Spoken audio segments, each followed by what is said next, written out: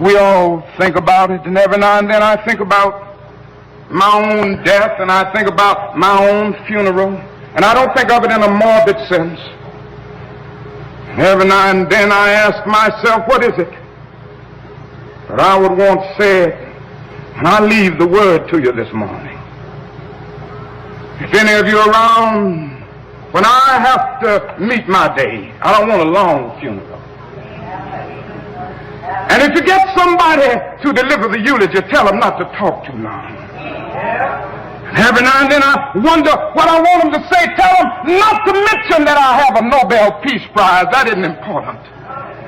Tell them not to mention that I have 300 or 400 other awards. That's not important. Tell them not to mention where I went to school. And I'd like somebody to mention that day that Martin Luther King Jr. tried to give his life serving others. I'd like for somebody to say that day that Martin Luther King Jr. tried to love somebody. I want you to say that day that I tried to be right on the war question. I want you to be able to say that day that I did try to feed the hungry. I want you to be able to say that day that I did try in my life to clothe those who were naked. I want you to say on that day that I did try in my life to visit those who were in prison. I want you to say that I tried to love and serve humanity. Yes, if you want to say that I was a drum major, say that I was a drum major for justice. Say that I was a drum major for peace. I was a drum major for righteousness.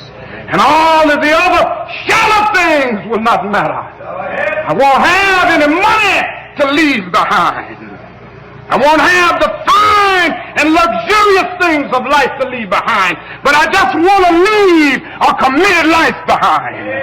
And that's all I want to say. If I can help somebody as I pass along, if I can cheer somebody with a word song, if I can show somebody he's traveling wrong, then my living will not be in vain.